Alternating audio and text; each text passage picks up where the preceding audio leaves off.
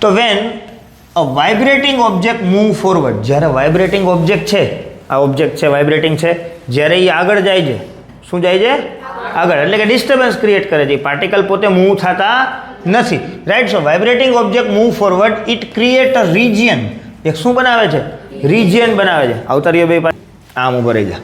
હવે શું થયું? વેન અ વાઇબ્રેટિંગ ઓબ્જેક્ટ મૂવ ફોરવર્ડ, જ્યારે વાઇબ્રેટિંગ ઓબ્જેક્ટ, ભાઈ અહીંયાથી મેં વાઇબ્રેશન રિસીવ કર્યું, ભાઈ હું વાઇબ્રેટ થયો, રાઈટ. તો આ વાઇબ્રેટિંગ ઓબ્જેક્ટ મૂવ ફોરવર્ડ, હું આને શું કરીશ? આમ ફોરવર્ડ મૂવ કરીશ ને, આને ફોર્સ લગાવવા માટે, right. Move forward and create a region. તો જો અહીંયા કેવું રિજિયન ક્રિએટ થયું? High pressure. અહીંયા મેં પ્રેશર આવ્યું ને, અહીંયા જાજા, નકર અમારે બે વચ્ચે આટલી સ્પેસ હતી ને, બરાબર. હવે મેં ધક્કો મારવા હું આગળ ગયો, આ તો અહીંયા જ ઊભો છે ભાઈ, સમજાણો? તો અહીંયા રિજિયન ડેન્સ થઈ ગયું. કેવું થઈ ગયું? ડેન્સ, મતલબ ઘનું થઈ ગયું. અહીંયા ઝાઝા પાર્ટિકલ આવ્યા. કેવા આવ્યા? ઝાઝા પાર્ટિકલ, સમજાણું? હવે મેં ધક્કો માર્યો અને પાછું અહીંયા કેવું આવી ગયું? ઓછા પાર્ટિકલ. સ્પેસ થઈ ગઈ ને પાછી, જેટલી હતી એટલી. હવે એ જે ડેન્સ રિજિયન છે એ પાછું ક્યાં ક્રિએટ થયું? અહીંયા ક્રિએટ થયું. સમજાણું કે ન સમજાણું? બેસી જાઓ. Thank you. રાઈટ. તો શું કહેવા માગે છે તમને? જો કે વેન અ વાઇબ્રેટિંગ ઓબ્જેક્ટ મૂવ ફોરવર્ડ, જ્યારે વાઇબ્રેટિંગ ઓબ્જેક્ટ આગળની સાઈડ શું થાય છે? મૂવ થાય છે. ક્રિએટ અ રિજિયન, એક એવું હાઈ પ્રેશર રિજિયન શું કરે છે? ક્રિએટ કરે છે. એને કહેવાય કમ્પ્રેશન. શું કહેવાય બચ્ચો? કમ્પ્રેશન. જો અહીંયા, રાઈટ. આ જે સાઉન્ડ વેવ્સના ફોર્મમાં આ રીતે શું થાય છે?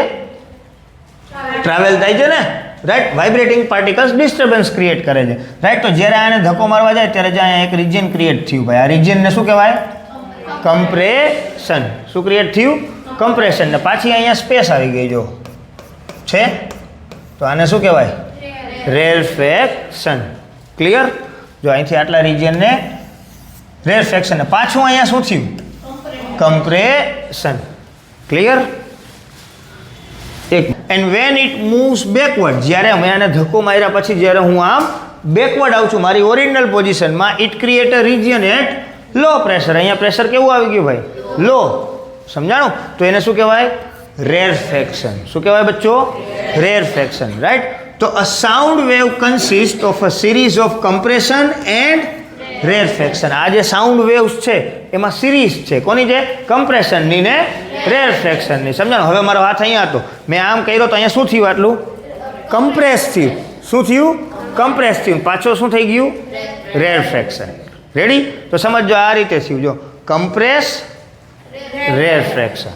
સમજાણું? કમ્પ્રેસ, રેરફેક્શન. ક્લિયર? તો આ રીતનું આખું શું થાય છે? ટ્રાવેલ થાય છે. તો કમ્પ્રેશનમાં શું હોય ભાઈ? હાઈ પ્રેશર ક્રિએટ થાય. શું ક્રિએટ થાય? High pressure. અને ડેન્સિટી પણ કેવી હોય? High density. એટલે એકદમ ભેગું થઈ જાય, ઘણું થઈ જાય આખું. સમજાણું? રેડી? અને એવી જ રીતે રેરફેક્શન થાય ત્યારે પ્રેશર લો હોય અને ડેન્સિટી પણ લો હોય. ક્લિયર? બીજી વસ્તુ દેખાડું તમને, જો મજા આવશે. કોઈ પણ એક પાર્ટિકલ ઉપર તમે હાથ રાખજો, બરાબર? નક્કી કરી લો ક્યાં રાખવો છે? અહીંયા. અહીંયા, બરાબર? બધા અહીંયા જોઈજો. આ પાર્ટિકલ છે ને એ અહીંયા જ રહેશે. આ પાર્ટિકલ મૂવ થશે નહીં.